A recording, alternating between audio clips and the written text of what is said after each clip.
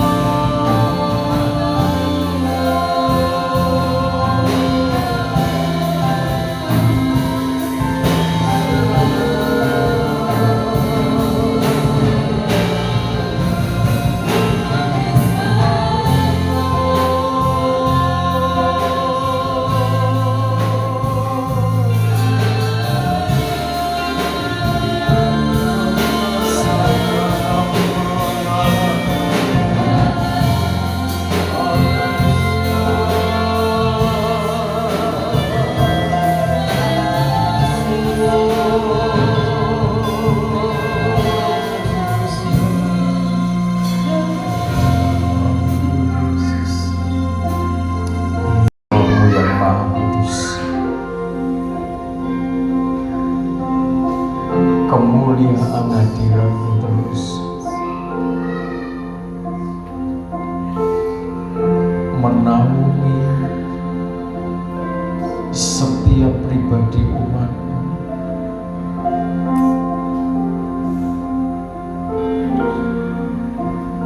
Menuntun setiap langkah umat-Mu.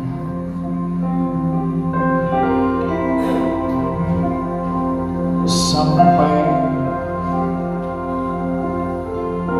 kegenapan rencana Tuhan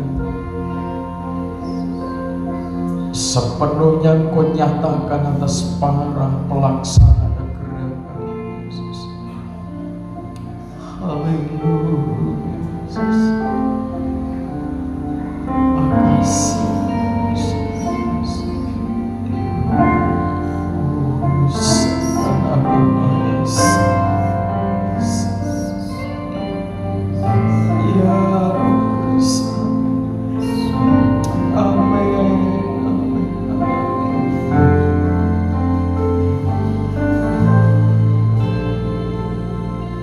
Aliran kuasa-Mu terus menyata, aliran kekuatan-Mu terus mengalir.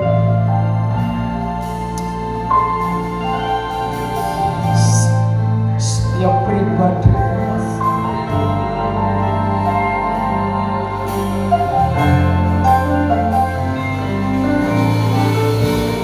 kuasa-Mu yang tidak terbatas terus membawa umat-Mu.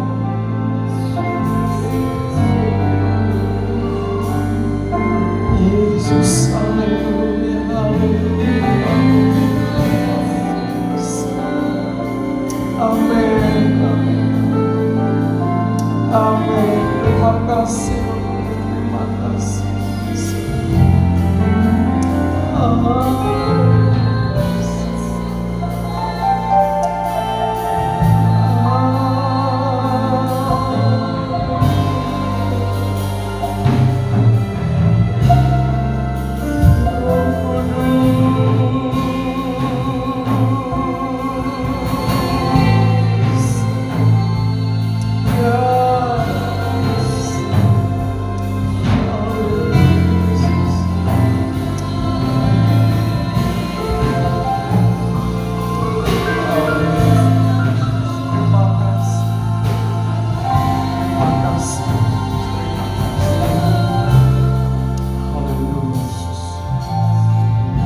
Dalam nama Tuhan Yesus Kristus,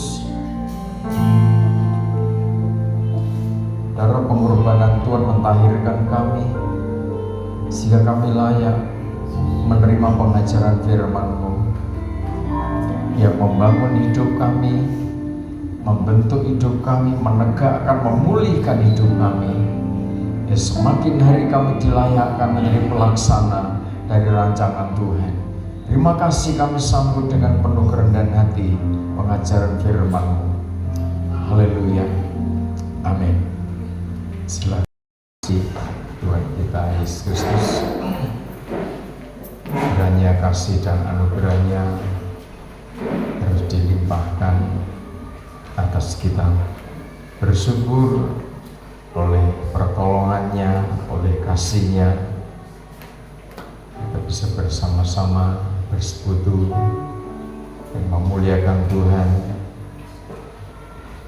sehingga kita mendapatkan kekuatan, kita mendapatkan pertolongan Tuhan tepat pada waktunya Tuhan. Bapak Ibu yang dikasihi Tuhan, mari kita akan baca kembali kebenaran firman Tuhan.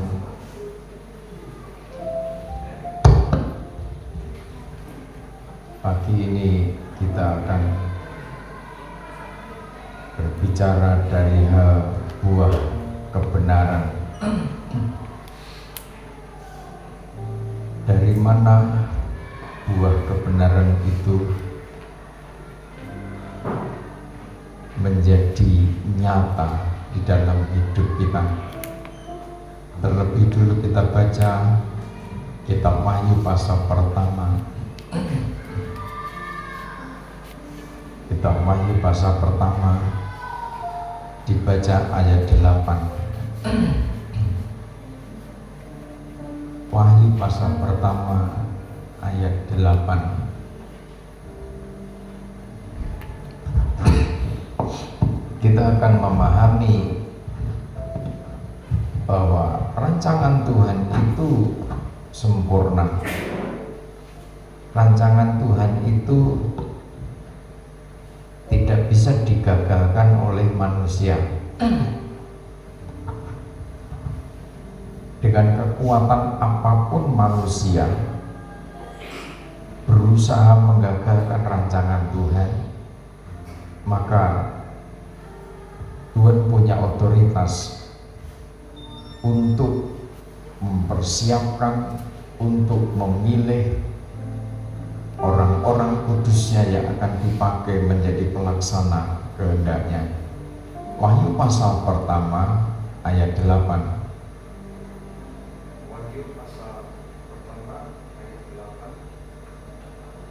Aku adalah Alfa dan Omega, firman Tuhan Allah, yang ada dan yang sudah ada dan yang akan datang, yang maha kuasa. Amin. Dia adalah sang Alfa dan Omega.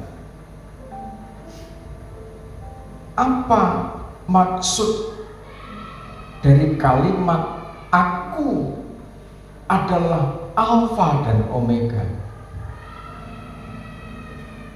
Kita tahu bahwa segala sesuatunya dimulai dari kekosongan.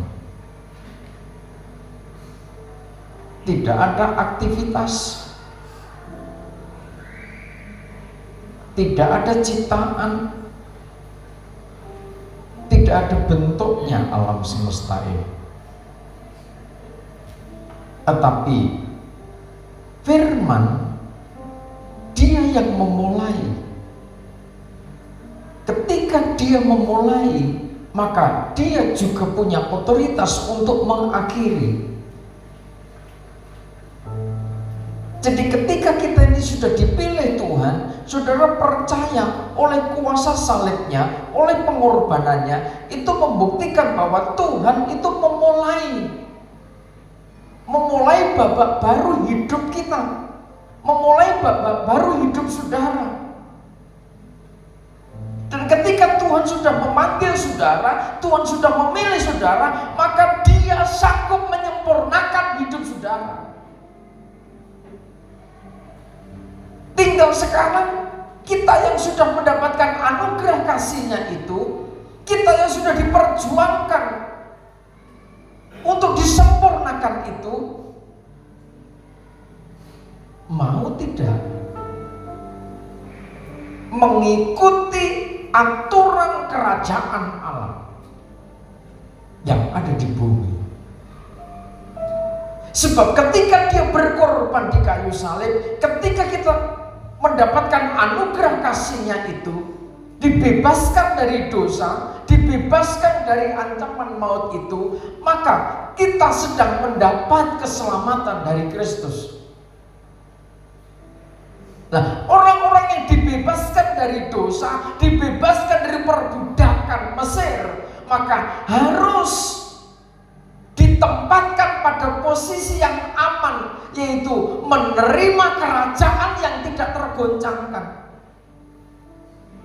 Setiap pribadi umat pilihan Allah yang menerima kerajaan yang tidak tergoncangkan mendapat otoritas dari Tuhan untuk hidupnya disempurnakan. Tuhan tidak hanya memulai, tetapi Tuhan akan menyempurnakan hidup saudara, menyempurnakan tahbisan saudara. Oleh sebab itu, tantangan apapun juga yang saudara hadapi, persoalan apapun yang saudara hadapi, dan itu sebuah kepastian, saudara harus menang. Karena yang berotoritas dalam hidup saudara, Sang Alfa dan Omega. Lah, Alfa dan Omega ini ada di dalam pribadi saudara, ada dalam pikiran saudara, ada dalam jiwa saudara. Itu nanti akan kelihatan dari buahnya.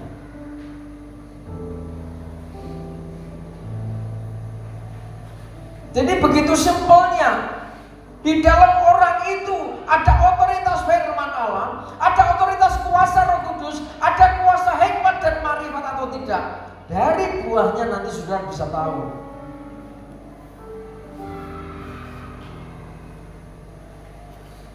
Cukup saudara tahu bahwa orang itu kosong, bahwa orang itu bodoh, tidak bijak. Hidup di tengah-tengah ketidakpastian.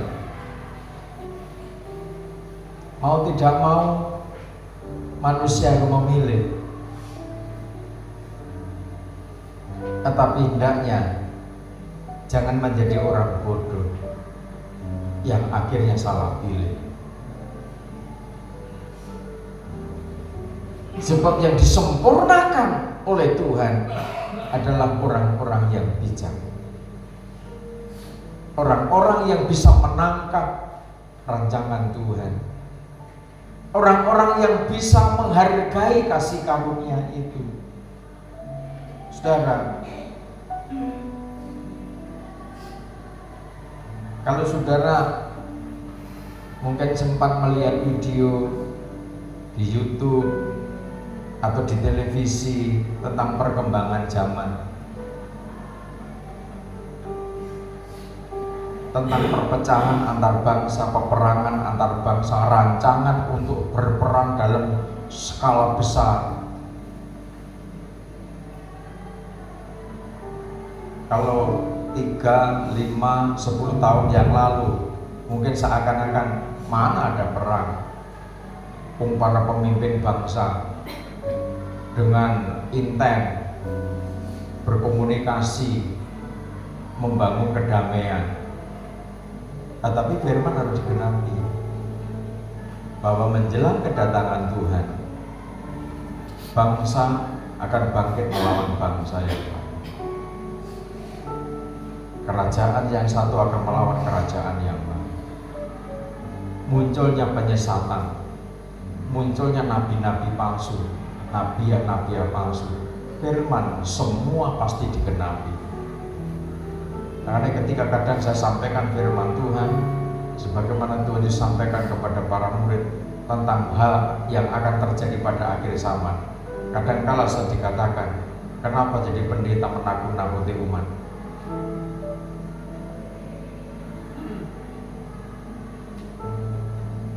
Kok biar damai? Kita akan mengharapkan damai, tidak ada perang, tidak ada permusuhan, tidak ada kebencian. Itu maunya manusia, manusia yang bodoh. Kesatuan kedamaian yang dibangun Tuhan Yesus berbeda dengan kesatuan yang dibangun manusia.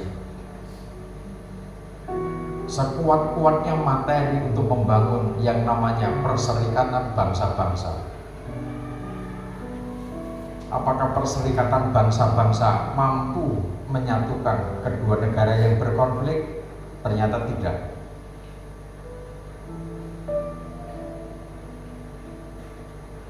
Apakah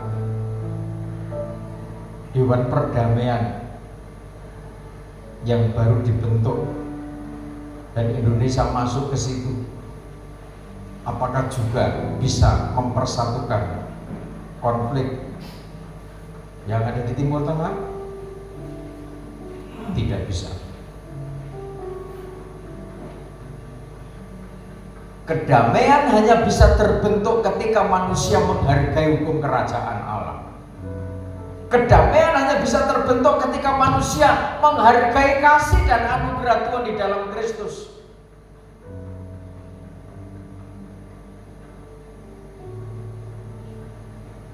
Sedasar-dasarnya orang berbicara kesatuan, kerukunan. Kalau tidak menerima, kalau tidak menghargai pengorbanan Kristus, itu hanya omong kosong.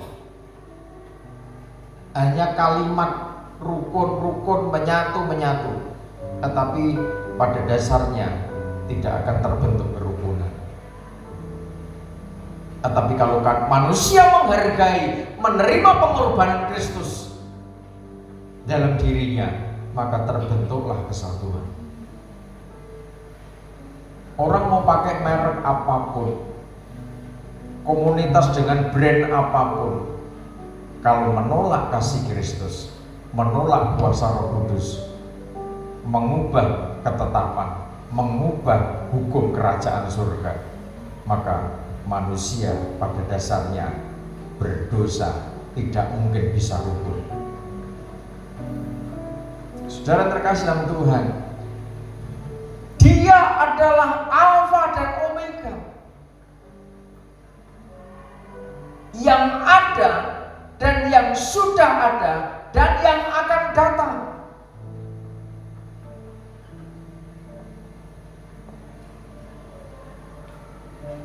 Pada masa penciptaan semua belum ada, diciptanya menjadi ada. Keberadaannya sempurna. Ketika ciptaannya mulai rusak, tak bisa tatanan kehidupan mulai rusak, maka Dia hadir, nyata, real Dia hadir ke dunia.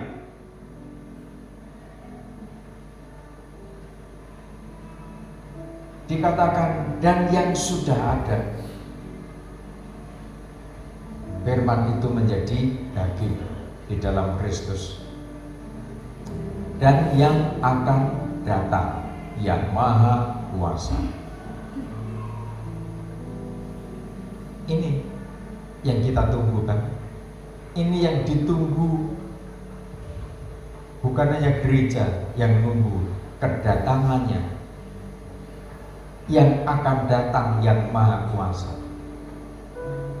Bukan hanya gereja yang menunggu kedatangan Tuhan Yesus Kristus pada akhir zaman. Sebagian besar umat manusia menanti kedatangan Tuhan Yesus. Oleh sebab itu bersyukur kalau saudara lebih awal mendapatkan kesempatan dari Tuhan untuk menjadi pelaksana dari apa yang dirancangkan Tuhan. Sang Alfa dan Omega, Dia sudah menyatakan yang ada dan yang sudah ada. Ada tidak di dalam diri kita sekarang? Ada tidak Kristus itu, Kurios itu di dalam hidup kita? Bagaimana pikiran kita? Bagaimana hati kita? Bagaimana jiwa kita?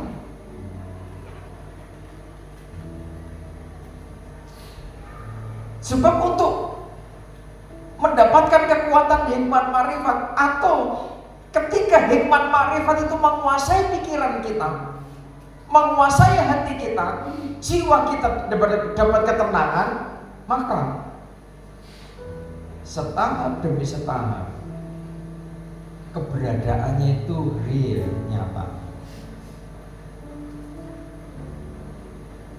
Perubahan hidup yang dulu tidak rukun menjadi rukun, yang dulu culas, ngomong akhirnya menimbulkan perpecahan, kejengkelan, kepahitan hati muncul di setiap saat. Jangan menyimpan kepahitan hati. Kalau Sang Alfa dan Omega itu ada dalam diri saudara, maka hidup ini harus dibaharui oleh kekuatan Tuhan. Nah, seperti apa? Tuhan Yesus memberikan perumpamaan. Sang Alfa dan Omega itu memberikan satu perumpamaan di dalam Injil Matius pasal 13. Injil Matius pasal 13.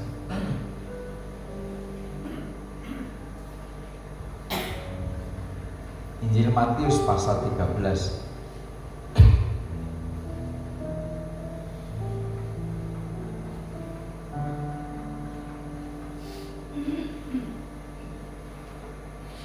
Ayat 36 mulai. Injil Matius pasal 13 ayat 36, penjelasan perumpamaan tentang lalang di antara gandum. Maka Yesus pun meninggalkan orang banyak itu, lalu pulang.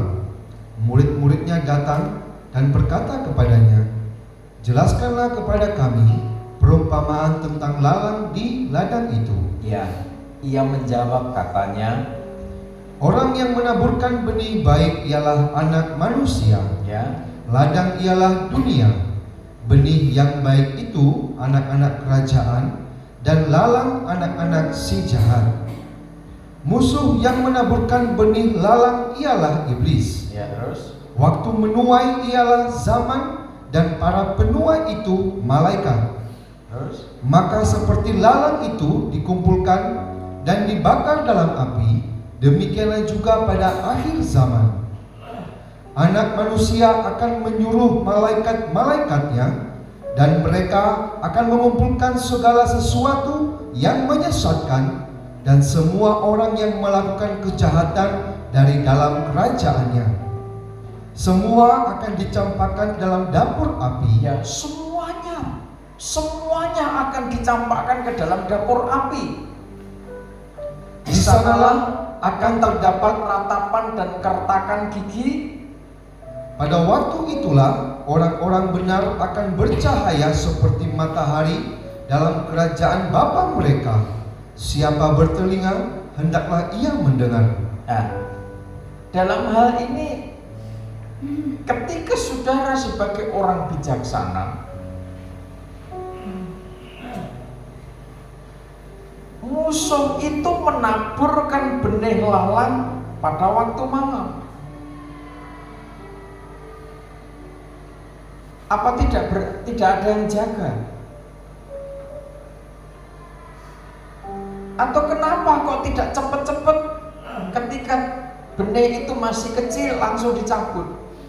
Para hamba sudah usul begitu.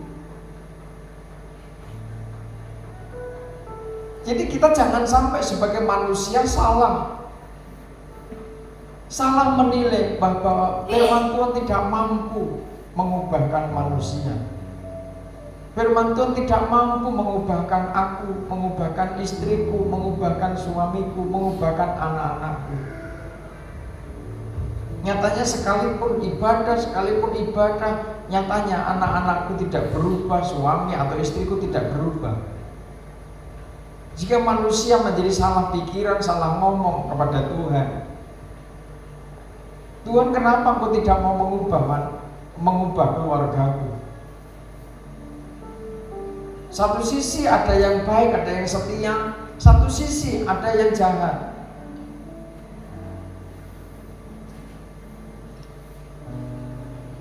Apakah para penjaga kebun itu tidak merawatnya? Nah, dibaca dulu ayat sebelumnya. Sekarang ayat 24. Sebelum kita masuk lagi ke ayat 36. Sekarang ayat 34. Perumpamaan tentang lalang di antara gandum. Yesus membentangkan suatu perumpamaan lain lagi kepada mereka. Katanya, hal kerajaan surga itu seumpama orang yang menaburkan benih yang baik di ladangnya. Nah, menaburkan benih di ladangnya. Tetapi si penabur itu sendiri diterangkan dalam perikop yang ayat 36 tadi. Si penabur itu adalah Anak Manusia, yaitu Tuhan Yesus sendiri, yang menaburkan benih yang baik itu, yang memilih benih yang baik itu.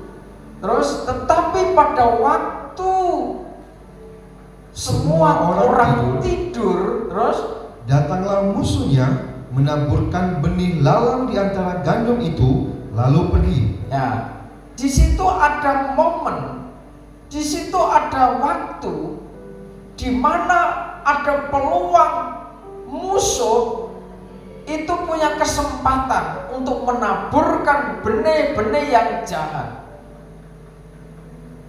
Kapan waktunya?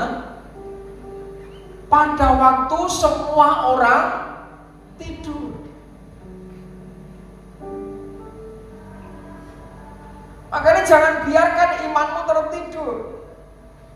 Jangan biarkan kasihmu tertidur. beku, mengental seperti anggur dalam endapannya. Jangan biarkan pengharapanmu mati, tertidur. Itu peluang. Saudara biasanya sembahyang, rajin sembahyang di rumah atau bersama-sama berfellowship, sembahyang berjamaah.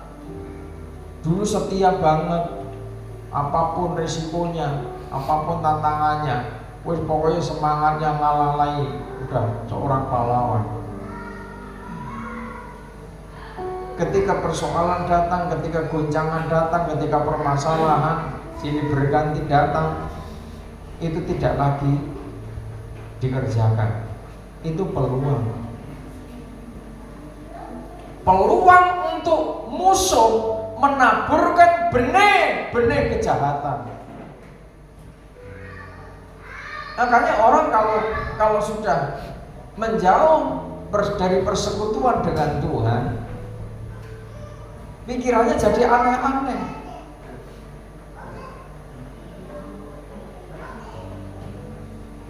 Pinter ngoreksi. Dirinya kalau dikoreksi firman, tidak mau menerima. Tapi kalau nyacati orang pinter, metani, mengupas kekurangan orang pinter. Di mana duduk berdua bertiga, yang dikupas itu cacat celahnya orang.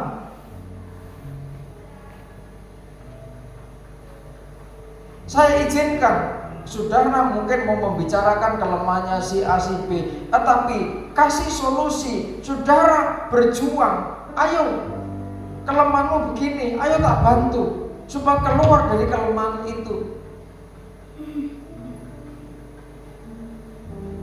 Kalau saudara memiliki penglihatan yang tajam, saudara melihat, kita bicara tubuh Kristus, kalau yang satu ada hal yang kurang pas, tangan kirimu tergores,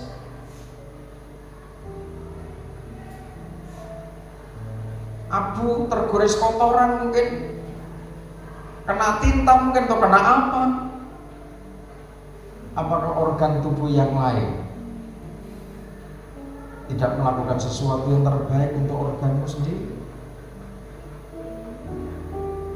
Kita ini kalau komitmen dalam pembangunan tubuh Kristus, oke, aku tahu cacat celahnya, aku tahu kelemahannya. Coba kalau tahu kelemahannya, gandeng secepatnya. Ayo biar kamu keluar dari peluang kegagalan itu. Itu baru tubuh Kristus. Soalnya banyak kekurangan.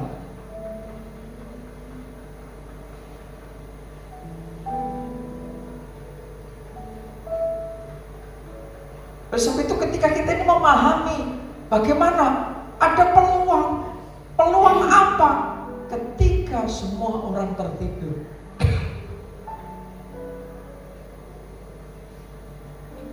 Maknanya apa? Kalau dikorelasikan dengan jiwa pelita emas, ini jiwanya pelita emas. Tertidur berarti padam. Kepelitaannya tidak lagi menyala.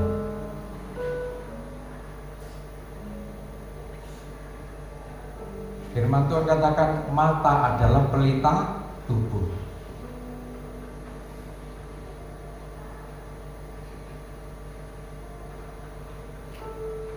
Ketika matamu terang, maka teranglah seluruh tubuhmu. Artinya kalau kita ini punya pandangan yang terang, punya pandangan yang jelas tentang kehidupan ini, maka teranglah seluruh tubuh kita. Tetapi kalau masing-masing punya asumsi, orang berdua, saudara dari jarak jauh melihat, saudara punya asumsi akhirnya, wah, ngomong ke aku mesti. Padahal dia itu yang ngerembuk soal keluarganya sendiri. Ada kan manusia yang modelnya selalu berasumsi. Hilangkan itu. Saudara mau ketemu siapa saja, masing-masing dalam otoritas, dalam kontrolnya kebenaran firman. Kalau saudara membangun usaha, otomatis saudara punya relasi. Semua ada batasannya. Sejauh mana saudara membangun relasi. Saudara profesional, tahu semua itu. Tidak usah diajari, itu manajemen bisnis. Tidak mungkin bisnis tidak punya relasi, tidak punya pelanggan, tidak punya orang. Saudara punya pembeli atau saudara pulaan barang, kan ketemu orang. Jadi jangan membiasakan diri berasumsi atas apa yang dialami orang lain. Sebab apa yang saudara pikirkan, apa yang saudara rencanakan, apa yang saudara ukurkan atas orang lain, itu yang diukurkan Tuhan untuk masing-masing yang membuat ukuran. Saudara, jangan sampai tidur. Ada yang ngantuk tak? Bukan tidur ini, bukan tidur moto masuk yakinan saya ngantuknya, saya ngantuk tolong dikeplak atau diombeni apa. Maksud jam segini saya ngantuk. Apalagi operator delik yang jero kotak. Sampai ngantuk tolong buatkan kopi dicampur karo oli biar matanya licin, biar orang lengket. Saudara, kepelitaan seseorang bisa padam, tertidur ketika orang itu mendukakan Roh Kudus. Hati dan jiwanya, pikirannya tidak lagi dibawa mengikuti tuntunan kuasa Roh Kudus, tetapi kecenderungan mendengarkan suara daging, mengikuti suara daging. Ketika orang tertidur itu peluang untuk apa? Datanglah musuhnya, menaburkan benih lalang di antara gandum itu, lalu pergi. Bibit sudah ditabur serang. Jadi kalau ada orang datang ke tempat saudara, yang dibicarakan, yang ditaburkan itu sing elek-elek. Ngelek-elek gembalane, ngelek-elek pakdene, ngelek-elek omnya, ngelek-elek istrinya, ngelek-elek tetangganya, ngelek-elek anaknya. Waspadai, ini musuh. Bukan orang yang dalam Roh Kudus. Musuhnya Tuhan.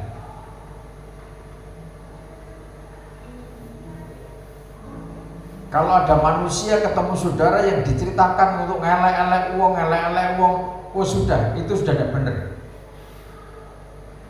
Hidupnya aja tidak benar kok.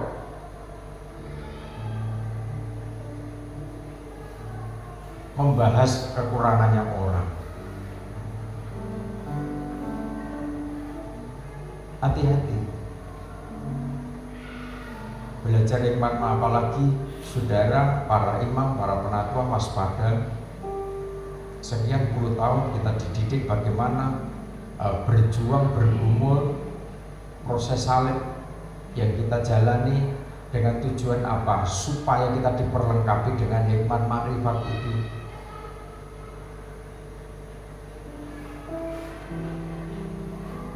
Saya kalau catatan-catatan khotbah, catatan penataran dan sebagainya, wala berapa konten rebuk gitu.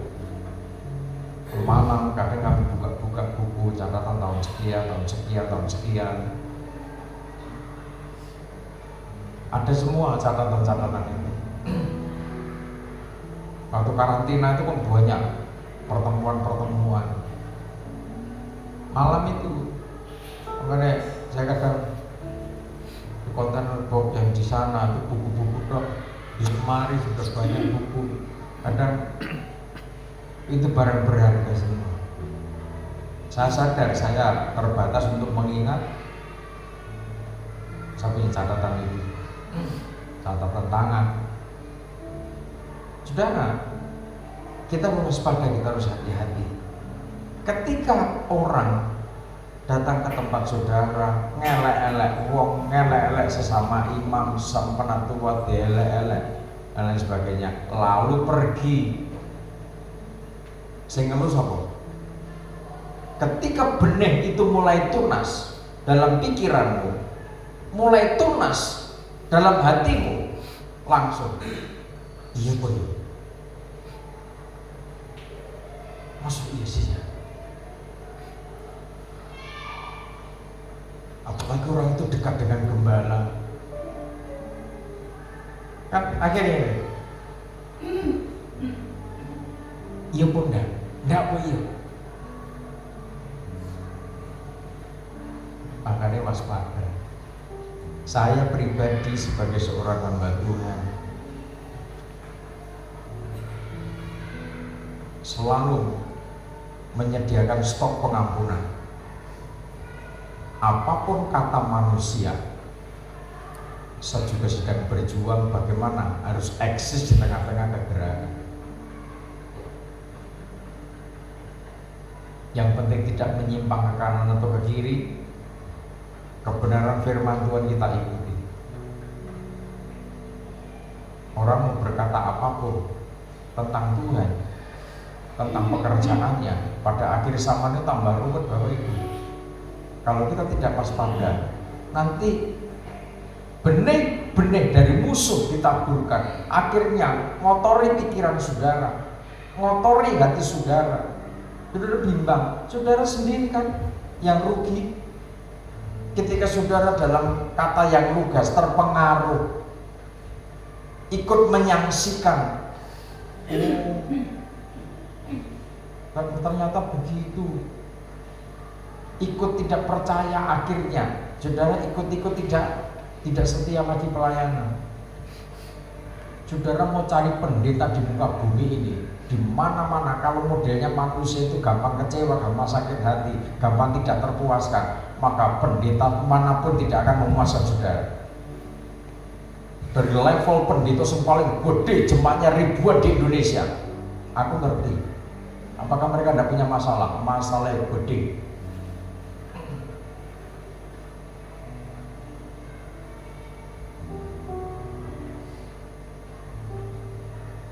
Bagaimana masalah itu bisa tertutup? Saya tahu juga caranya mereka menutupi persoalan itu. Saudara, fokus pada hadiratnya Tuhan. Ketika gandum itu tumbuh dan mulai berbulir, nampak jugalah lalang itu. Nah, lalang itu juga tunas. Ketika gandum ini mulai berbulir, mulai keluar buahnya, lalang yang muncul yang kono.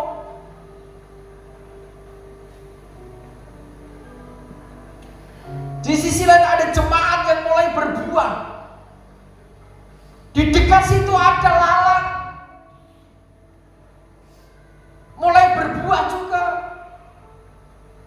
Terus, maka datanglah hamba-hamba Tuhan ladang itu kepadanya dan berkata, Tuhan, bukankah benih baik yang Tuhan taburkan di ladang Tuhan? Dari manakah lalang itu? Ya, jawab Tuhan itu seorang musuh yang melakukannya. Terus, lalu berkatalah hamba-hamba itu kepadanya, jadi maukah Tuhan supaya kami pergi mencabut lalang itu? Hamba-hamba yang dipercaya menjaga ladang itu siap. Secara logika supaya lalang ini tidak mengganggu, apa boleh saya cabut?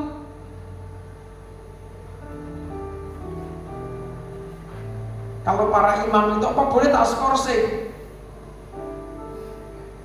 Ora bener iku uripe iki.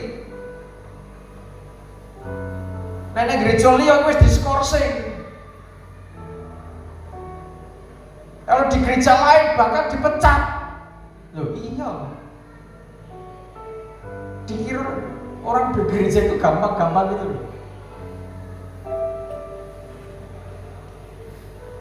Saya itu bergaul, bersinergi dengan rekan-rekan hamba Tuhan yang banyak, gak terhitung.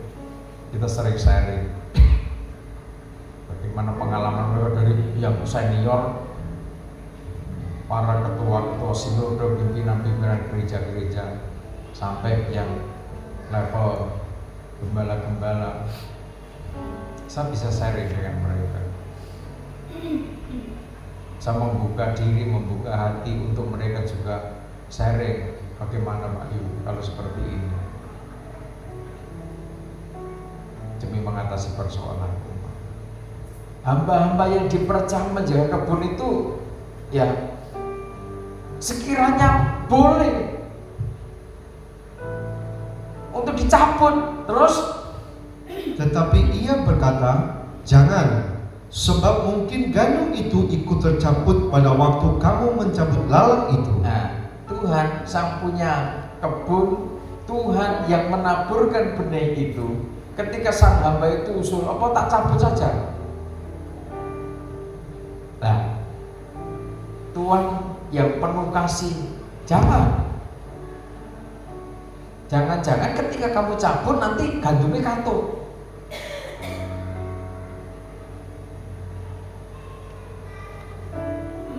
Ada orang itu kena skorsing dari pelayanan, nggak boleh pelayanan karena pelanggaran ini dan itu, akhirnya sakit hati. Yang tadinya tidak melanggar akhirnya terpengaruh karena apa?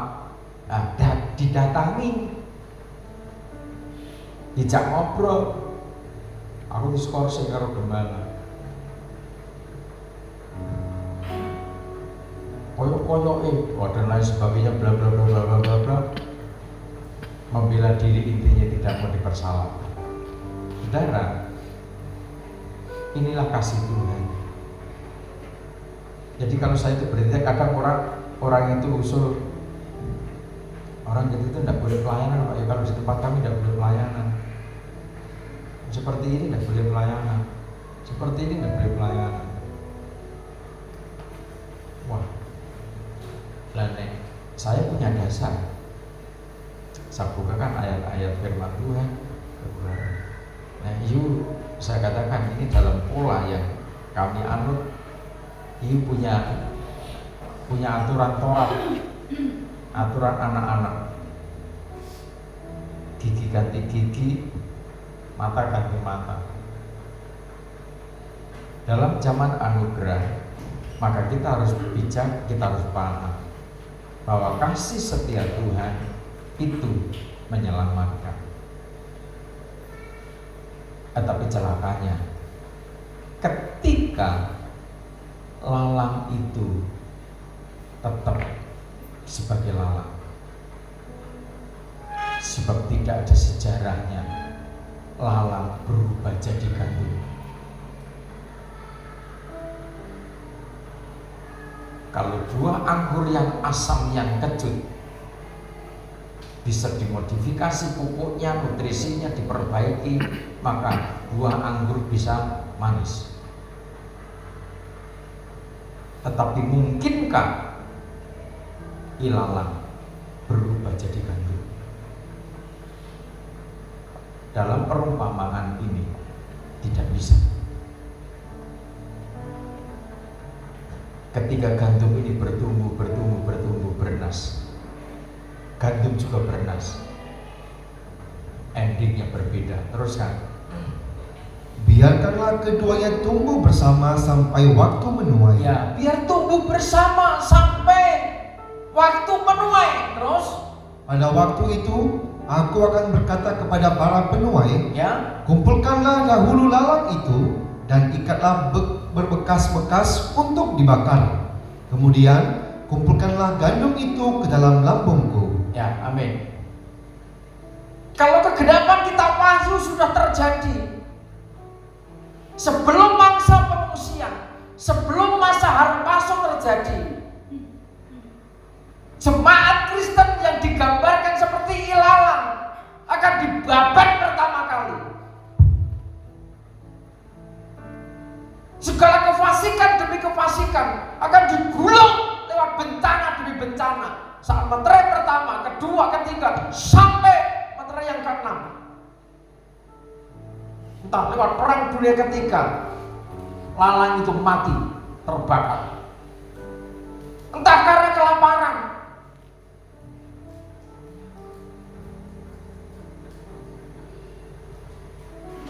entah saat peniupan sangkakala, lalang ini mengalami kebinasaan total. Tidak akan bisa mencapai. Masuk zaman antikris sebagai Kristen kanak-kanak pun tidak. Karena apa?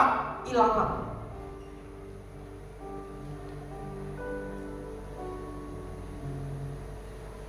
Yang ada dalam dirinya bukan gantung. Yang ada dalam pikirannya bukan gantung. Yang ada dalam hatinya ada kekuatan yang bersumber dari musuh, dari iblis. Makanya ada jemaat iblis. Perempuan sudah Babel, gereja palsu, promotornya, sponsornya adalah antikris. Nabinya nabi palsu. Saudara terkasih dalam Tuhan, Imam Marrajani, ini pentingnya hikmat marifat. Kita 32 tahun di Mojokerto ini. Sekian puluh tahun didikan hikmat marifat. Kalau sudah cermati, sudah betul-betul memeditasikan kekuatan firman itu, saudaralah pemenang yang akan menghadapi tantangan di tantangan akhir zaman. Saudara akan dipercaya oleh Tuhan mengurai setiap persoalan yang terjadi di akhir zaman. Hanya orang-orang yang diperlengkapi hikmat dan marifat Allah. Hanya orang yang diperlengkapi 9 karunia roh. Perbuatan kasih yang dahsyat itu. Orang yang diperlengkapi dengan buah-buah roh itu, yang akan mengalami kemenangan demi kemenangan. Supaya bisa berbuah-buah bagaimana? Jangan biarkan matamu tertidur. Jangan biarkan imanmu tertidur. Jangan biarkan kasihmu tertidur beku. Sebab itu peluang untuk iblis masuk menaburkan benih-benih ilalang. Jadi Kristen di tengah-tengah gantung. Jadi jemaat di tengah-tengah kegerakan, tetapi tidak pernah berbuah. Adanya kebencian, adanya kepahitan hati, satu sama lain yang tidak pernah terselesaikan. Dengan orang tua tidak damai, dengan istrinya tidak damai, dengan anaknya tidak damai, dengan suaminya tidak pernah damai. Keluarga seperti neraka kecil yang toh ciptakan sendiri, makan senikmat apapun, makan semewah apapun, itu tidak akan menjadikan tubuhmu sehat. Karena hatimu tidak damai.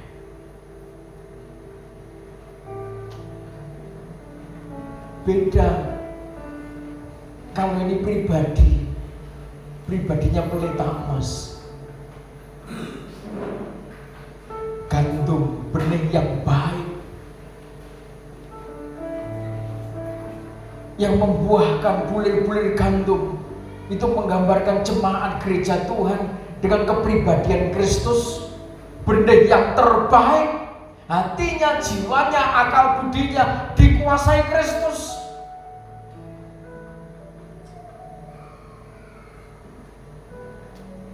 Saudara tidak menjadi bagian yang pertama dibabat oleh para malaikat, tetapi saudara menjadi bagian komunitas gandum yang dipersiapkan memenuhi lumbung kemuliaan hadirat.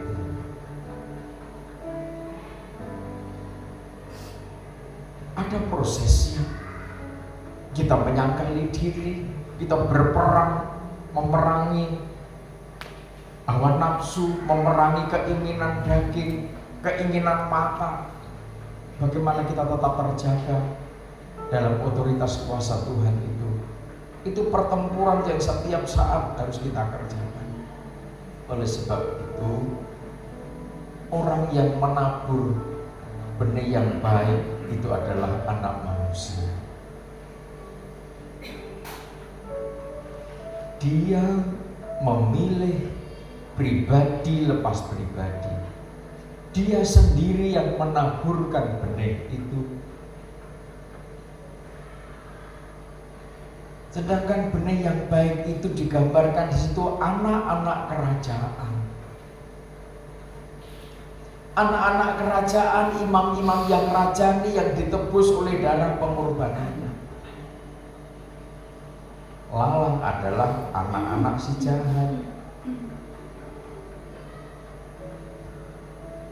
Orang-orang yang tidak mendapat kasih karunia, ini anak-anak si jahat, lalang. Orang-orang yang tidak menghargai pengorbanan Kristus, tidak menghormati salib. Demi kesatuan, cukup masing-masing harus belajar menundukkan diri. Itu salib. Untuk orang tua bisa diam, bisa tenang, bisa memahami anak-anak. Ibarat 24 tua-tua melempar mahkota di hadapan tahta itu demi kesatuan. Saudara menang kok sebagai orang tua karena sudah punya otoritas. Tetapi untuk apa mau menang-menangan sehingga tidak menciptakan suasana damai? Saudara menang kok sebagai suami, tetapi jadilah suami yang sebisa mungkin tidak membuat istrimu menangis.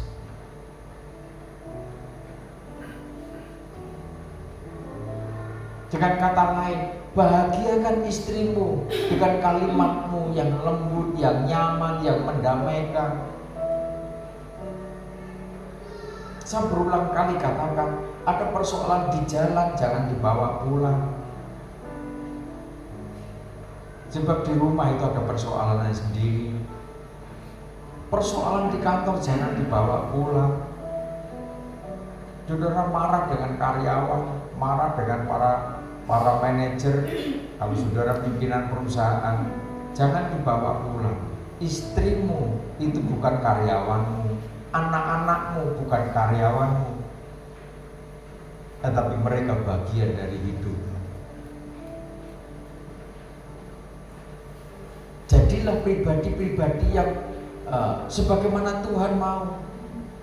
Benih yang baik itu anak-anak kerajaan, imam-imam yang rajani.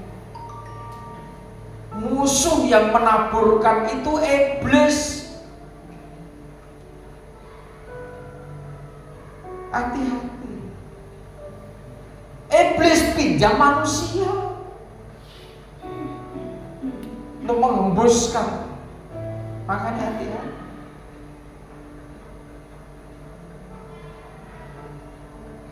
Saya kalau tidak hati-hati, saya terjebak. Banyak orang, banyak para pimpinan gereja, yang satu ngomong begini, ini loh Pak Yu, begini. Yang satu, Pak Yu begini Pak Yu. Yang satu, Om gini, Om gimana itu Om? Menurut saya begini. Saya harus mengorkestrasi mereka dari yang berbeda-beda itu menjadi satu komunitas yang harmoni.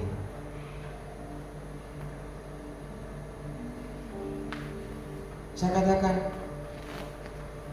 apa yang kamu sampaikan itu baik, tetapi perlu tahu, tubuh Kristus itu tidak bisa harus sama dengan you.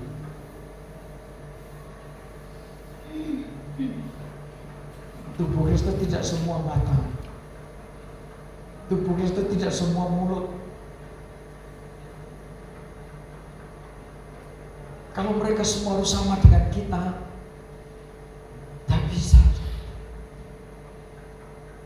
Dari berbagai denominasi punya ADART, punya aturan dewe-dewe, baik dalam sakramen, dalam liturgi ibadah. Mereka punya penafsiran berbeda satu sama lain. Harus bersama-sama bekerja sama demi kesatuan, demi kerukunan. Jangan biarkan iblis menabur benih Kalau benih itu sampai nanti melekat, jatuh di hatimu, jatuh di pikiranmu, jatuh di telingamu, nanti akhirnya itu tunas. Saudara sendiri yang rugi nanti. Ikut-ikut jadi lalang, terkontaminasi karakternya lalang. Ketika malaikat hadir, mulai Wahyu pasal pertama, kedua, ketiga, itu pengawasan ketat.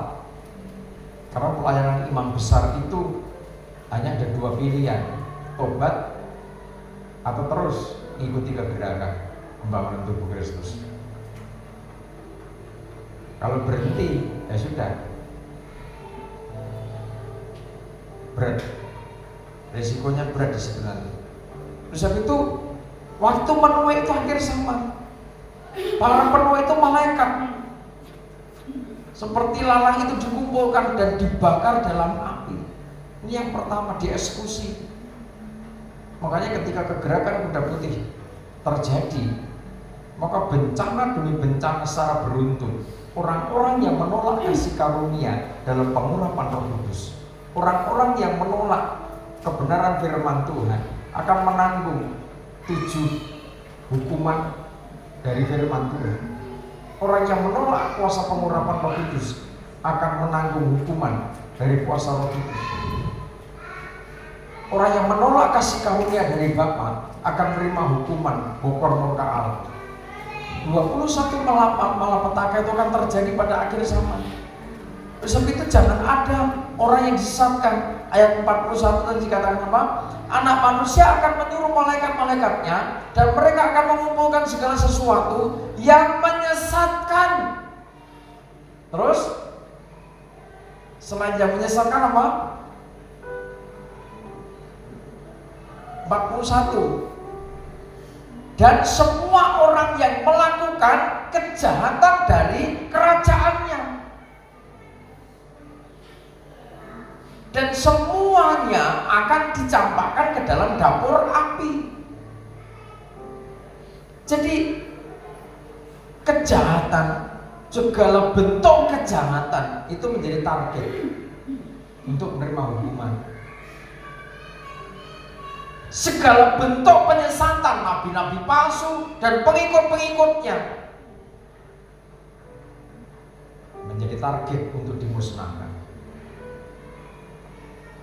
Sebab itu mengikuti pengajaran firman Tuhan yang lurus, yang jernih seperti kristal. Ya daging ini perih. Jangankan saudara, saya pertama kali merasakan proses perubekan tirai.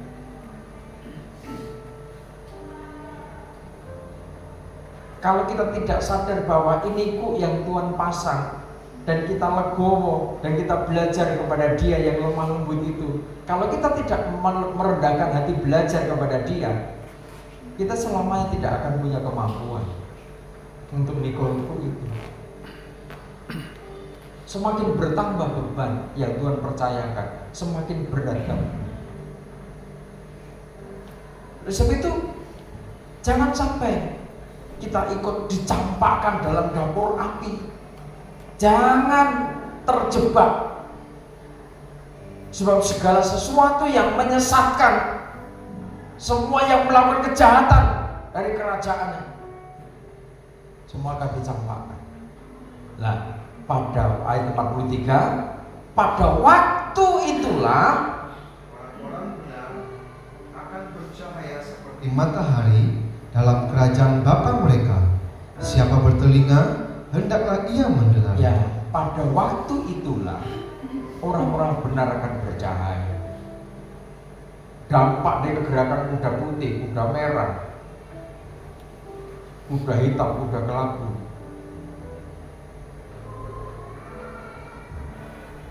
144.000 dari bangsa Israel, genap jumlahnya.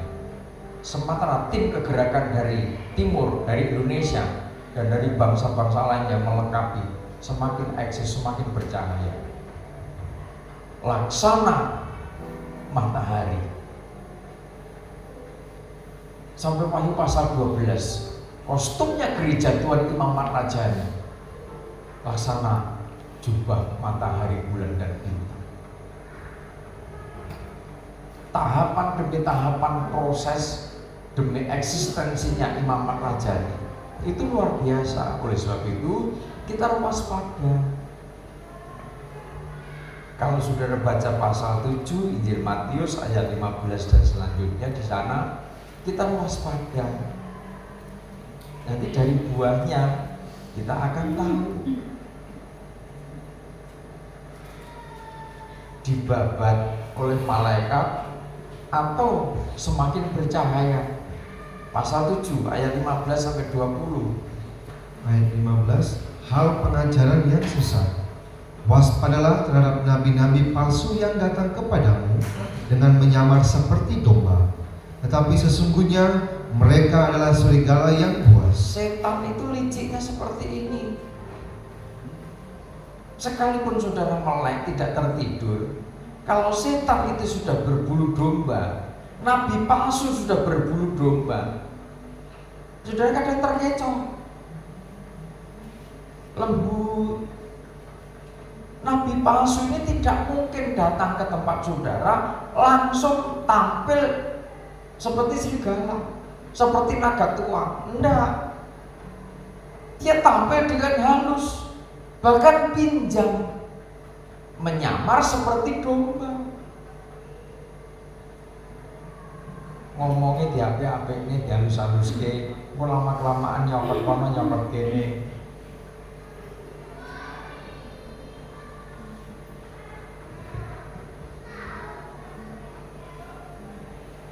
Tetapi sesungguhnya mereka adalah dikatakan apa? Serigala yang buas. Terus 16, dari buahnya lah kamu akan mengenal mereka. Dapatkah orang memetik buah anggur dari semak duri atau buah ara dari rumput duri? Ya, demikianlah setiap pohon yang baik menghasilkan buah yang baik, sedang pohon yang tidak baik menghasilkan buah yang tidak baik. ya, dari buahnya saudara akan tahu. Ini tidak bisa ditipu. Saudara tidak bisa menipu Tuhan. Saudara tidak bisa mengelabui hikmat marifat. Orang itu kalau sifatnya tidak berubah, tidak bertobat, keras hati, sombong, congkak, satu saat mesti tergelincir dan saudara akan tahu. Jadilah, milikilah kelembutan hati, memiliki sifat ilahi seperti emas murni 1 talenta. Pelita emas itu dibuat di tempat dari emas yang beratnya 1 talenta, yang sudah dimurnikan. Tidak ada campuran dari logam-logam yang lain. Emas murni 1 talenta itu memiliki kelenturan yang cukup sehingga tidak retak, tidak pecah ketika ditempa. Kelembutan hati itu memungkinkan saudara terbentuk menjadi mempelainya Tuhan. Pelita emas itu terbentuk karena tempaan, bukan dicetak dalam waktu singkat. Kalau kita gagal ditempa karena keras hati, diingatkan malah ganti gurui, suruh belajar tidak mau. Cukup bangun komunikasi yang indah, yang baik satu sama lain. Kita itu tidak ada yang sempurna, belum ada yang sempurna. Manusia yang ada di bumi sekarang ini belum ada yang sempurna. Saudara masih perlu orang lain. Sejauh mana, sebanyak-banyaknya saudara bisa memanfaatkan waktu, memanfaatkan peluang, maka saudara pintar, saudara bijak. Saudara mungkin tidak sekolah yang tinggi-tinggi, tapi kalau saudara bisa membangun relasi, saudara bisa membangun komunikasi yang baik, ada ilmu yang bisa saudara dapat dan bisa bermanfaat untuk hidup saudara, bermanfaat untuk pelayanan saudara, bermanfaat untuk keluarga saudara. Saudara jangan kira orang-orang yang dulunya diasuh, disiapkan di panti asuhan, disiapkan di rumah-rumah, di yayasan-yayasan sosial, terus masa depannya tidak diberkati Tuhan. Justru anak-anak yang seperti itu, dia berjuang menyangkali diri, mensyukuri semua anugerah Tuhan itu. Orang tuanya mungkin sudah ibarat membuangnya dengan alasan apapun. Orang tuanya tidak mau membesarkannya, orang tuanya sudah tidak mau ngurusi. Jatai yayasan, jatai panti asuhan, jatai panti jompo, ngurusi orang-orang terbuang seperti itu. Rata-rata mereka itu jadi, kalau pengusaha, mereka jadi pengusaha. Ada yang jadi hamba Tuhan yang dipakai Tuhan menjadi berkat bagi banyak jiwa-jiwa. Puji Tuhan, kita dipercaya oleh Tuhan ngurusi orang-orang yang terbuang seperti itu. Bahkan orang-orang yang dibuang, dimoi, ditolak oleh keluarganya. Bahkan saatnya mereka mau menikah, kedua orang tuanya tidak ada yang datang merestui untuk anaknya nikah. Perlu saudara tahu bahwa sekarang yang ngurusi orang tua yang dulu nolak pernikahan itu, sekarang diurusi sama anaknya ini. Orang tua yang dulu tidak merestui anaknya nikah, diberkati di bumi Majapahit, sekarang akhirnya orang tuanya itu diurusi oleh anaknya yang dulu tidak direstui juga.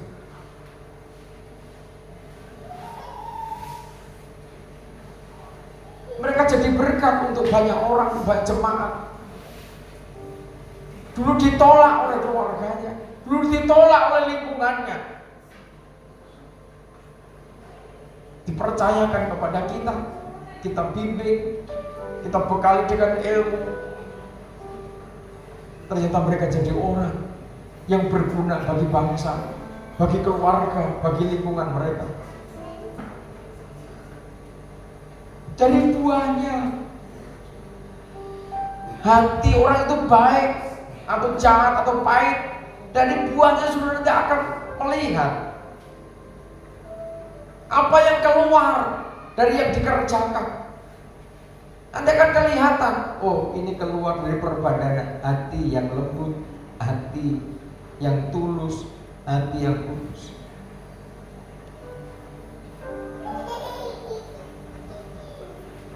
Demikianlah setiap pohon yang baik menghasilkan buah yang baik, sedang pohon yang tidak baik menghasilkan buah yang tidak baik. 18. Tidak mungkin pohon yang baik itu menghasilkan buah yang tidak baik, ataupun pohon yang tidak baik itu menghasilkan buah yang baik. Dan setiap pohon yang tidak menghasilkan buah yang baik pasti ditebang dan dibuang ke dalam api. Jadi dari buahnya lah kamu akan mengenal mereka. kita akan mengenal. Kalau yang di perumpamaan yang sebelumnya kita baca itu kontra, diksinya cukup tajam, ilalang dan gandum. Kalau ini dari buahnya. Oleh sebab itu kita dipercaya oleh Tuhan untuk menjadi pelaksana dari rancangan Tuhan pada akhir zaman. Ingat bahwa setiap apa yang kita ucapkan, setiap apa yang kita kerjakan, bahkan yang kita pikirkan, suatu saat nanti harus dipertanggungjawabkan. Ada kesempatan bertobat, minta ampun satu sama lain, kuasa kurban Kristus masih berlaku.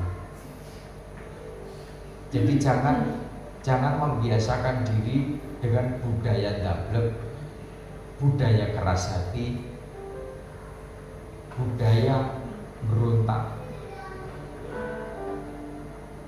Dengan orang tua, dinasihati orang tua tambah ngengkel,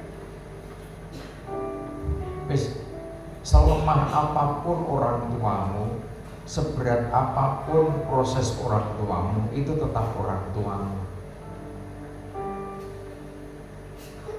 Seorang anak yang ngerti firman, demi terciptanya keberkahanmu masa depanmu,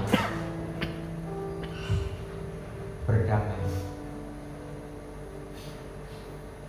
Kami bimbing seorang anak yang punya kepahitan hati cukup tajam. Saya pakai kata kepahitan hatinya cukup tajam, artinya saking pahitnya. Tidak cukup waktu 1 tahun untuk memahamkan anak ini sampai anak ini akhirnya melepaskan pengampunan untuk orang tua. Dia sangat kecewa berat dengan orang tua. Dia sangat sakit hati dengan orang tua. Saya katakan, sakit hatimu tidak akan menguntungkan masa depan. Kekecewaanmu tidak akan menguntungkan masa depan. Kepedihanmu, kejengkelanmu tidak akan membuka berkat untuk masa depan. Sejahat apapun kamu nilai orang tua, sekarang jangan pakai hubungan orang tua dengan anak. Hubunganmu manusia dengan manusia. Dengan siapapun juga kamu tidak boleh punya kepahitan. Setahap demi setahap akhirnya anak ini sampai.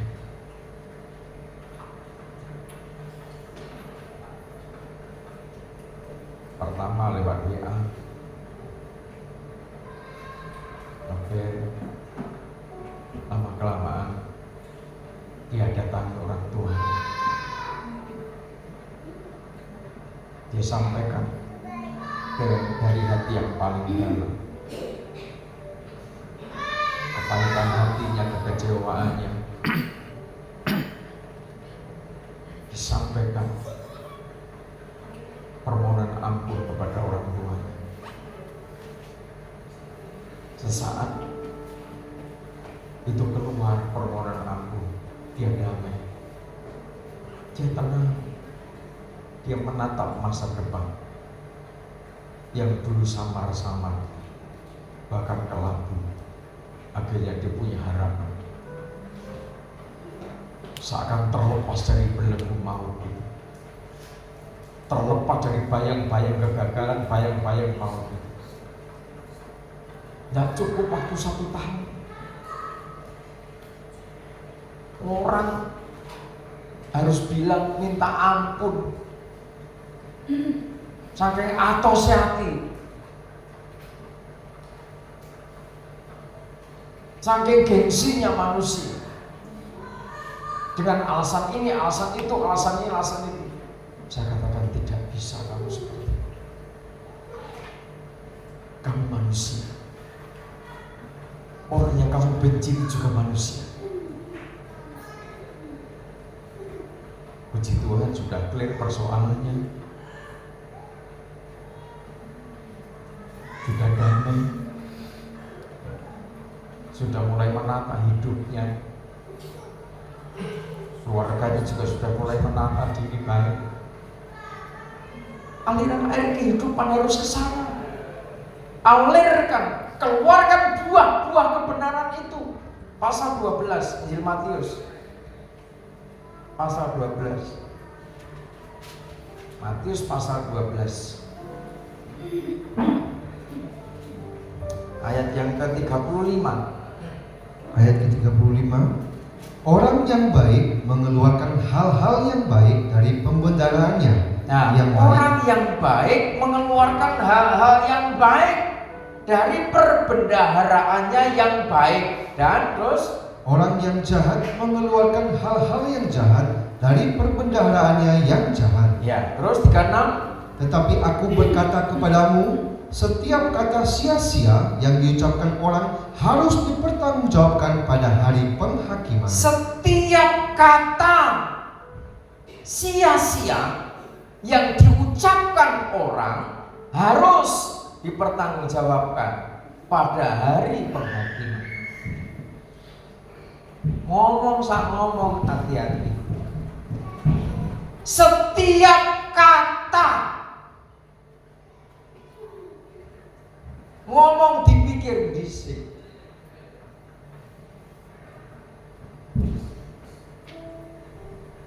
Saya katakan kepada anak-anakku, pastori, ketika gembala ada saatnya keluar dari kamar, langsung ke belakang, langsung ke depan, tahu yang tidak beres, akhirnya kalian disikat habis di situ. Hati-hati kalau ngomong, hati-hati kalau bicara. Perhatikan baik-baik. Teguran yang nyata-nyata dari gembala di depan saudara dengan tujuan saudara selamat. Jangan sampai di hari penghakiman saudara masuk antri di sana.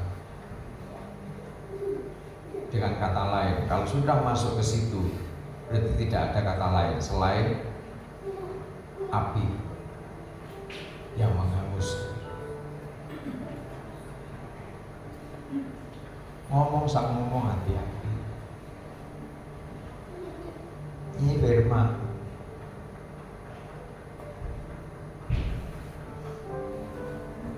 Tidak enak memang kalau gembala kadang menyampaikan kebenaran.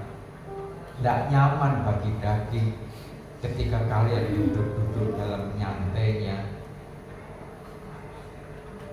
melihat sesuatu yang tidak tertib, tidak beres. Apalagi ibu gembala saudara tahu, yang dipastori tahu, ketika harus membereskan semuanya itu, orang-orang yang tidak tertib,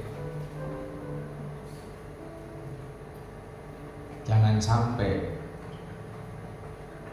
tidak kuat nahan, akhirnya apa-apa saya. Sekarang di pastori itu siapa?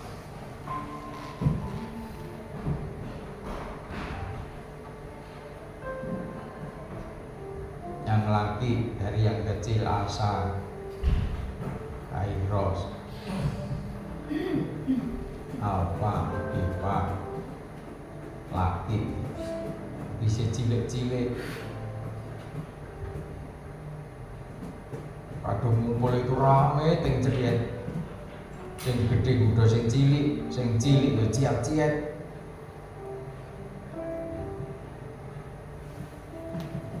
Yang dikedepankan nangis, mewek.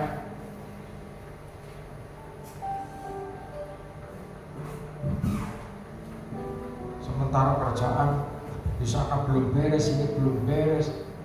Nanti yang lain, tolong ini. Nanti kalau katakan, kalau nggak bisa nahan diri, bisa apa? Apa-apa kok saya. Coba kerjakan dengan damai. Kerjakan dengan damai. Kalau mengerjakan segala sesuatu itu dengan damai, enak. Sehat. Tapi kalau dikerjakan ya berangkat, tetapi tidak damai, sewot. Sudah bekerja, kerjanya tidak beres, ditegur, tambah marah, komunikasinya tidak nyaman, gitu kan. Saya memahami keseharian saudara kan begitu juga. Apakah ketika ibumu, mamamu, eyangmu meneng dalam kondisi damai? Belum tentu juga. Mungkin menengnya sampai berdedek jengkel. Kenapa punya anak tidak paham, tidak pangerten? Lah nek saya orangnya gampang jengkel karena melihat anak-anak tidak pangerten. Wah, pertama kali stroke saya.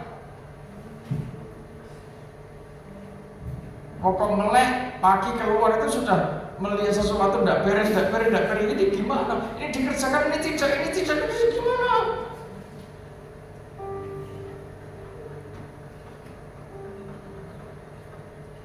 Di pastor itu ada burung murah. Apa ki burung apa jenenge? Trocokan. Burung bingung. Karena pusing nabrak ke sana, akhirnya tangkap masukkan sangka. Apa jenenge? Kutilang. Kan burung-burung murah kan. Terus burung bubut kapan hari itu lepas sangkarnya tidak ditutup karena kelaparan, balik lagi pulang minta makan. Tujuannya untuk apa sih?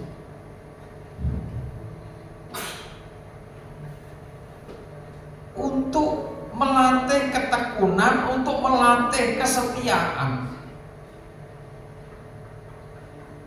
supaya anak-anak itu juga belajar setia, belajar telaten, belajar teliti. Oh, bersihkan ini. Supaya orang domblong, nonton HP.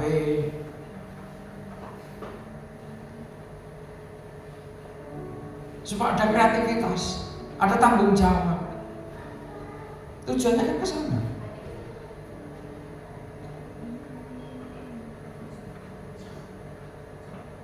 Oleh sebab itu masing-masing harus mengerti. Kalau sedang dididik Tuhan mengerjakan segala aktivitas, kerjakan dengan sukacita, kerjakan dengan kerelaan, dengan kemurnian hati, dengan penuh tanggung jawab, dengan segenap pengorbanan, dengan sukacita. Jika tidak uring-uring, kalau dengan sukacita pasti sehat. Saya saatnya kerja, bersih-bersih, beres-bereskan lingkungan, ya sudah. Mau belepotan, mau kena duri dan sebagainya, tidak masalah kan. Kerjakan dengan sukacita, mau mamai dewe, itu base campnya pekerjaan Tuhan. Karena banyak orang, mbak-mbak Tuhan, tamu-tamu sering masih ganti pastori ke base camp kita itu. Jadi semua dari depan juga resik, belakang resik, tengah resik kan gitu. Poinnya dari buahnya. Kalau tenang, seger, badan ini seger, gak gampang masuk angin. Tapi yang uring-uring, apalagi krosong masuk angin, minta tolong istrinya, tidak sempat ngeroin, lembunya keroan dewi. Atau kalau mungkin andalkan kuasa Tuhan, minum air teh yang hangat, itu kan jangan bolak-balik karena harus keroan, harus keroan. Kenapa diharuskan?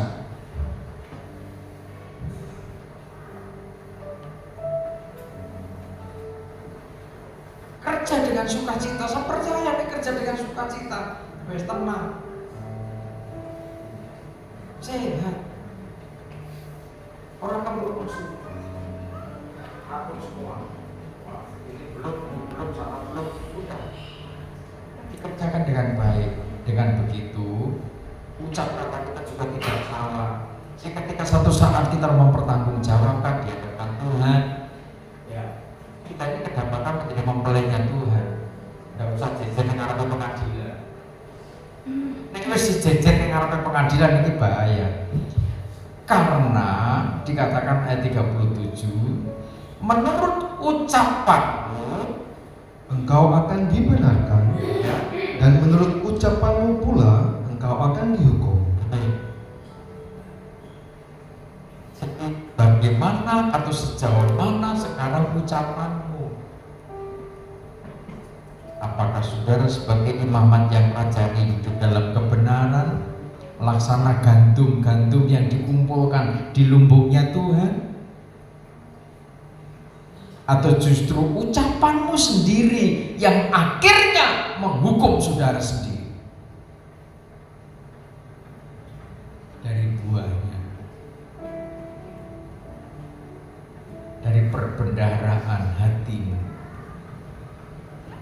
akan keluar yang baik kalau hatimu baik. Dari pikiranmu yang terdapat pikiran Kristus, akan keluar daya kreativitas dari pikiran Kristus. Jadi waspadalah, tetaplah berjaga, jangan sampai tertidur, supaya musuh tidak datang dan menaburkan benih-benih lalat. Tetap berjaga supaya perbendaharaan hatimu, perbendaharaan pikiranmu dalam otoritas kuasa pikiran Kristus, dalam kuasa otoritas hatinya Kristus, sehingga menghasilkan buah yang baik. Ketika menghasilkan buah yang baik, maka saudara dibenarkan. Ucapanmu membawa hidupmu dalam kebenaran, membawa hidupmu dalam kemuliaan. Jangan sampai karena ucapanmu yang gegabah akhirnya membawa hidupmu dalam penghukuman. Tuhan Yesus memberkati. Layakkan seluruh hidupku, mampukan ku melakukan yang kau inginkan. Tak bisa ku terlepas, kau menggenggam tanganku. Pribadimu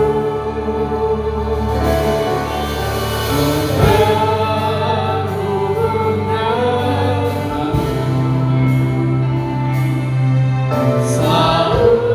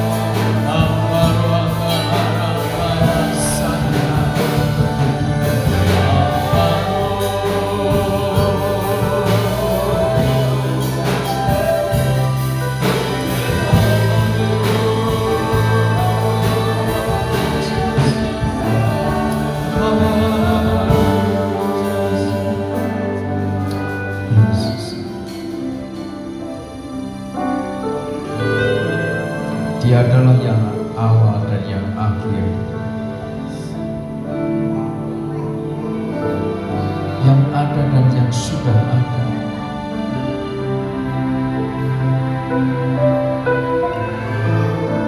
Dan yang akan datang, yang akan minta pertanggungjawaban.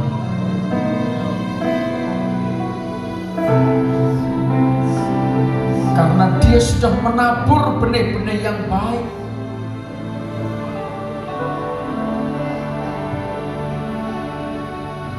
Sejauh mana masing-masing pribadi berjaga,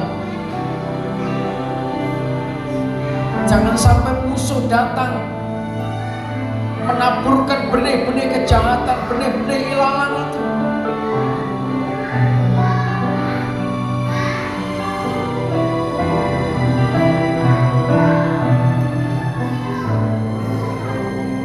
Berjaga, jangan sampai tertidur.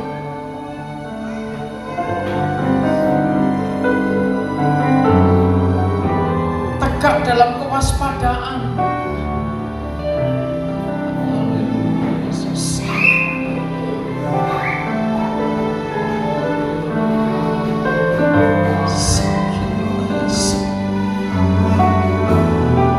Jangan sampai terjebak, terperosok dalam kebekuan kasih, kebekuan pengharapan dan iman. Yesus percaya. Yesus, haleluya. Haleluya, Yesus.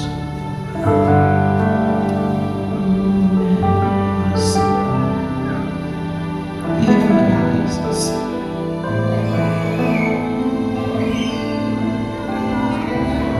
Di tengah-tengah kegoncangan, di mana penyesat, kejahatan mulai digulung cakap oleh para malaikat, saatnya orang-orang benar bercahaya.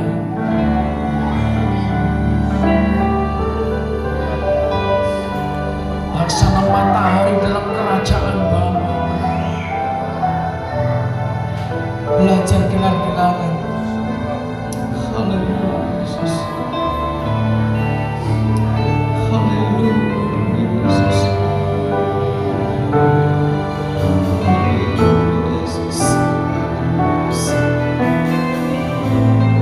Haleluya, Yesus. Haleluya,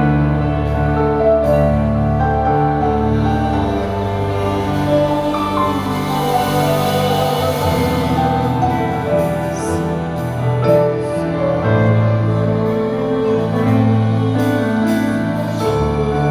Ialah kuasa pengurapan rohnya yang berotoritas, yang berkuasa dalam hidup.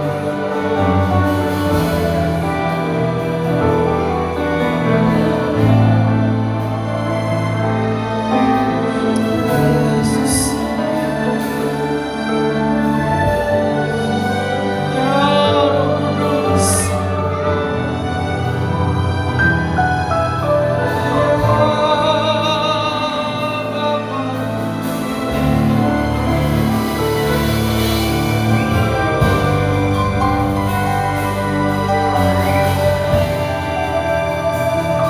Tuhan yang memilih umat-Mu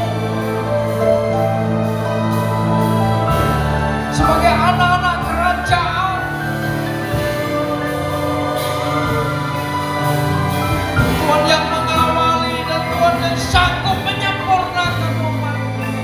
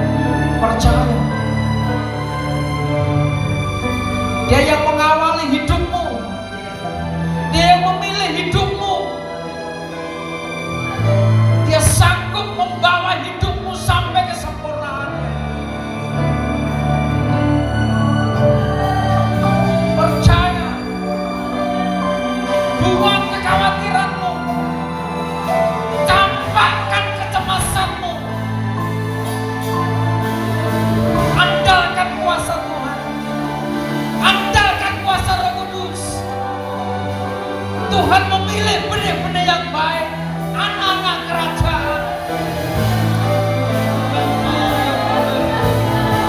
Tuhan sanggup membawa itu. Haleluya,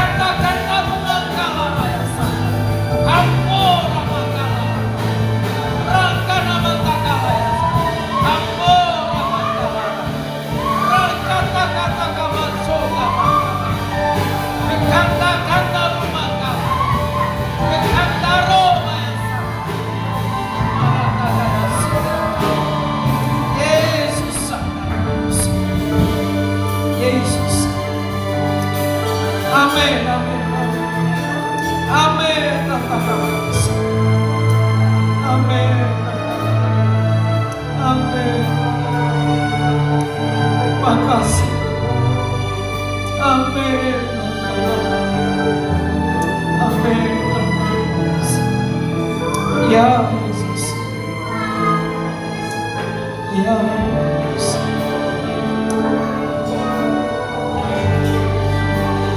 Amin.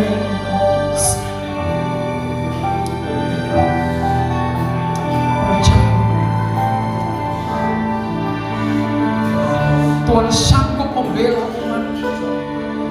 Tuhan sanggup membebaskan umat dari penindasan dosa. Tuhan sanggup menolong umatmu mengatasi setiap persoalan yang terjadi, mengurus setiap permasalahan yang terjadi. Umatmu menjadi berkat,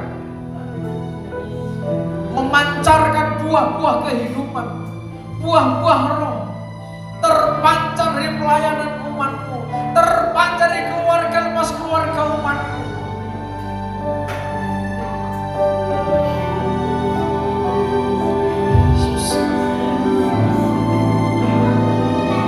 Berikan roh kesetiaan, roh ketekunan di dalam kami menghadapi setiap persoalan yang ada.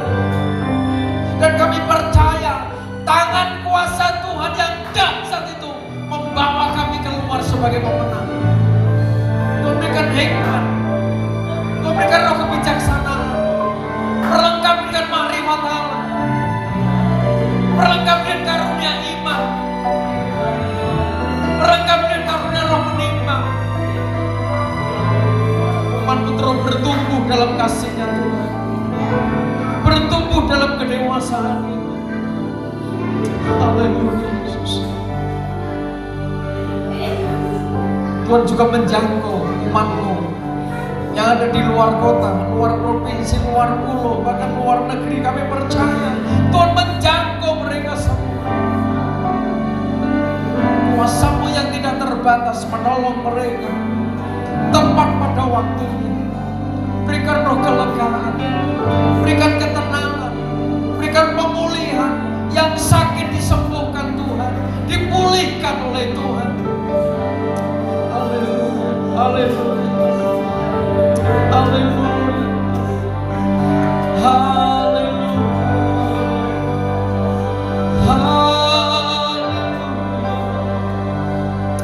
Oh,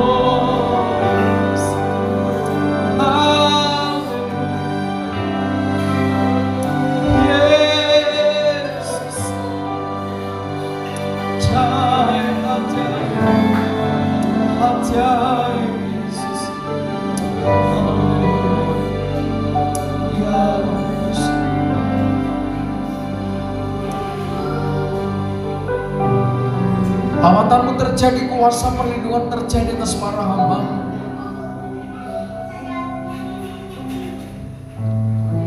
Umat penggembalaan yang Tuhan percayakan, Tuhan jaga, Tuhan lindungi. Terima kasih Bangsa kami Indonesia diberkati Tuhan. Berkati Bapak Presiden, Wakil Presiden, para menteri, pimpinan-pimpinan lembaga negara, semua diberkati Tuhan. Berikan roh yang takut akan Tuhan. Segala bentuk penyimpangan, segala bentuk kejahatan yang ada di negeri ini akan dibongkar oleh Tuhan lewat para penegak hukum yang Tuhan pakai. Satu saat tercapai kemakmuran bagi rakyat Indonesia, keadilan bagi rakyat Indonesia. Bumi Majapahit diberkati Tuhan. Ibu Wali Kota, Gus Bupati, segenap Forkopimda, semuanya berada dalam kasih-Nya Bapa. Kami ada di bumi Majapahit karena Tuhan. Kami ada di bumi Majapahit kiranya menjadi berkat. Tercipta suasana damai, tercipta suasana harmoni. Seluruh aktivitas penduduk, bahkan gereja Tuhan di bumi Majapahit diberkati Tuhan. Seluruh hamba-hamba-Mu diberkati Tuhan. Satukan dalam harmoni kehidupan bagi kemuliaan Bapa di surga. Dalam nama Tuhan Yesus Kristus.